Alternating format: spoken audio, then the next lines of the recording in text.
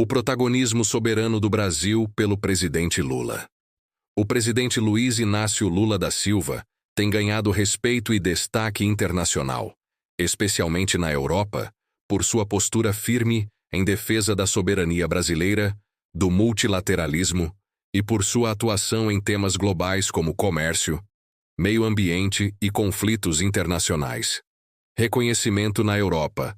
Durante sua visita oficial à França em junho de 2025, Lula foi recebido com honras de chefe de Estado por Emmanuel Macron. A cerimônia incluiu revista às tropas, coletiva de imprensa e um banquete oficial no Palácio do Eliseu. A presidência francesa destacou o Brasil como uma voz de peso na América Latina e no mundo, especialmente diante da instabilidade causada pelo retorno de Donald Trump à presidência dos Estados Unidos. Lula tem sido elogiado por sua liderança nas negociações do acordo Mercosul-União Europeia. Em Paris, ele afirmou que o acordo seria uma resposta ao unilateralismo e uma reafirmação do multilateralismo como base das relações internacionais modernas. Ele também reforçou que o Brasil não aceitará imposições externas que prejudiquem sua soberania comercial. Em artigo publicado no jornal francês Le Monde, Lula defendeu a reconstrução da ordem internacional com base em justiça e cooperação, criticando a ineficácia das instituições multilaterais diante de crises como a guerra na Ucrânia e o genocídio em Gaza. Essas ações têm consolidado Lula como uma liderança global progressista, especialmente entre países europeus que valorizam o diálogo, a diplomacia e a justiça social. O Brasil voltou a ocupar seu lugar no mundo. Com coragem, soberania e diálogo, o presidente Lula tem mostrado que nossa nação não se curva a interesses externos. Lula abriu os olhos dos brasileiros dizendo: soberania nacional. O Brasil não é quintal de ninguém. Somos uma nação soberana. Em meio a ameaças comerciais vindas dos Estados Unidos, o presidente Lula se manteve firme, como um dos únicos presidentes no mundo que peitou Trump de maneira educada e com respeito, exigindo também tal respeito. Diante do ultimato de Donald Trump, que impunha tarifas abusivas às exportações brasileiras, Lula respondeu com dignidade e coragem. E se manteve firme, não se abalando com as pressões da mídia no país. Pelo simples fato, Lula é experiente, ele e sua equipe sabem o que faz. E ele está provando isso. Em entrevista ao New York Times, ele foi claro: seriedade não exige subserviência. Trato todos com respeito, mas quero ser tratado com respeito. Lula ainda disse ao New York Times: em nenhum momento o Brasil negociará como se fosse um país pequeno diante de um país grande.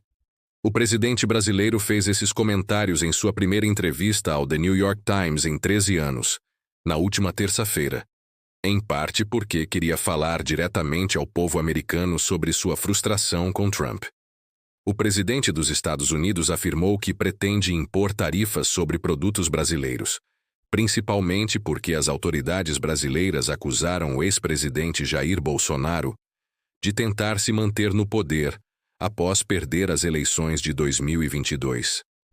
Talvez Trump não saiba que aqui no Brasil o judiciário é independente, disse Lula ao jornal. O próprio jornal New York Times frisou: ninguém está desafiando Trump como o presidente do Brasil. Essa postura não apenas reafirmou a soberania brasileira, como também ecoou pelo mundo. Líderes europeus, asiáticos e latino-americanos reconheceram a firmeza de Lula como um exemplo de liderança democrática e independente. O Brasil, sob sua condução, não se curva, se levanta. Reconhecimento internacional. Enquanto potências tentam impor sua vontade ao mundo, o Brasil escolhe o caminho do respeito mútuo. Lula tem sido recebido com honras por líderes europeus, asiáticos e latino-americanos. Em Paris, foi saudado como uma liderança democrática e estratégica. Em fóruns globais, sua voz ecoa como símbolo de equilíbrio, justiça e soberania. Luiz Inácio Lula da Silva recebeu diversas honrarias internacionais ao longo de seus mandatos, e após eles, refletindo seu papel diplomático e político em países parceiros. Foi a Lula pelo Japão, o grão-cordão da Ordem do Crisântemo. A honraria é concedida a chefes de estados em reconhecimento à contribuição para a relação dos dois países. França.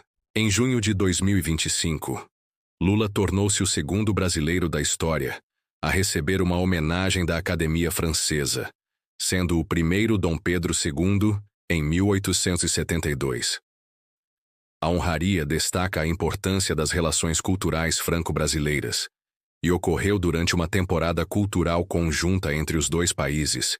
Outras honrarias internacionais. Lula foi agraciado com diversas ordens e prêmios em países parceiros, incluindo países como México, Cabo Verde, Portugal, Espanha, Reino Unido, Panamá, Argélia, Colômbia, Paraguai, Benin, Peru, Índia, Polônia, Holanda. Além disso, Lula já havia recebido Doutor Honoris Causa pela Sciences Po, 2011, sendo o primeiro latino-americano a receber essa distinção.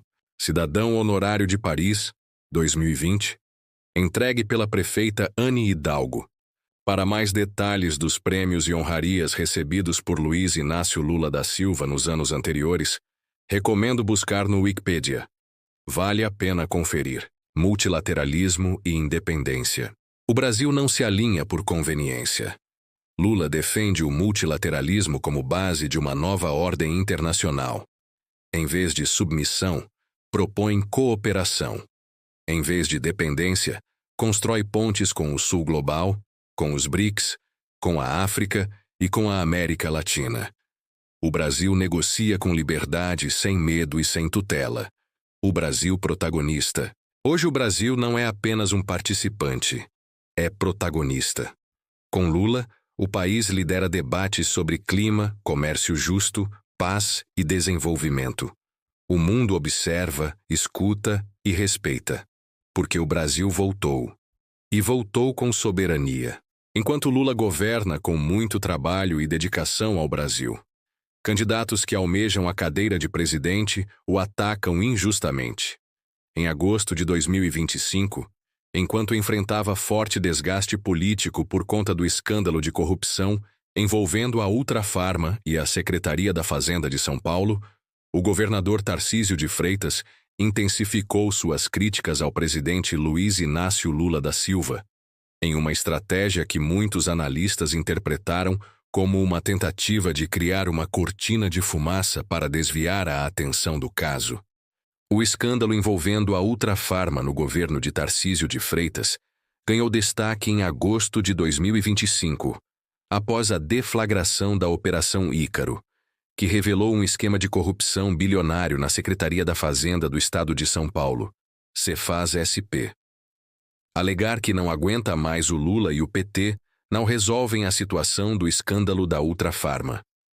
Partidos como PT e PSOL pedem a abertura de uma CPI na Alesp e o cancelamento do contrato de naming rights da Estação Saúde Ultrafarma do metrô de São Paulo. O caso ampliou o desgaste de Tarcísio, que já enfrentava críticas por sua postura em outros episódios. Falar mal do presidente Lula, quando se tem telhado de vidro, não me parece ser bom cavalheirismo, mas demonstra pouca competência em resolver assuntos complexos, e isso não o qualifica bem para uma suposta presidência. Tarcísio queria retirar os moradores da favela do Moinho, oferecendo R$ 800.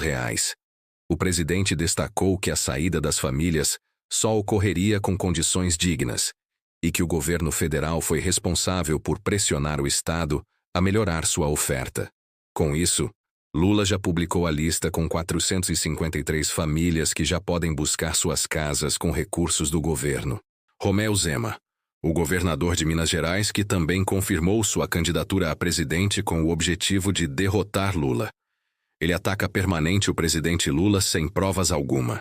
O governador coleciona vários escândalos no estado onde é governador. Romeu Zema sancionou uma lei que aumentou o próprio salário em 298% ao longo de 3 anos. O valor passou R$ 10.500 para R$ 41.450 até fevereiro de 2025. A dívida pública de Minas Gerais com a União aumentou em mais de 50%, segundo dados oficiais da Secretaria de Estado da Fazenda, SEF. Em 2019, a dívida era de aproximadamente 114 bilhões de reais. Em dezembro de 2024, o valor acumulado ultrapassava 188 bilhões de reais. Isso representa um aumento de 51,3% no endividamento estadual. O governo Zema não pagou nenhuma parcela da dívida durante seus 6 anos de mandato, amparado por liminares do STF, que suspenderam os pagamentos. O aumento do endividamento compromete a capacidade de investimento do Estado. E ele ainda critica permanente o STF. Especialistas alertam que o modelo adotado por Zema precariza serviços públicos e amplia o sacrifício da população, especialmente em áreas como saúde, educação e segurança. A única coisa que o Zema tentou ensinar ao povo era comer banana com casca, mas o povo não é idiota. Quem tem telhado de vidro não joga pedra no do vizinho. É preciso checar os fatos, pois na medida que se aproxima 2026, eles costumam se fazer de heróis e demonizar quem está fazendo algo pelo povo brasileiro. Esteja atento a isso.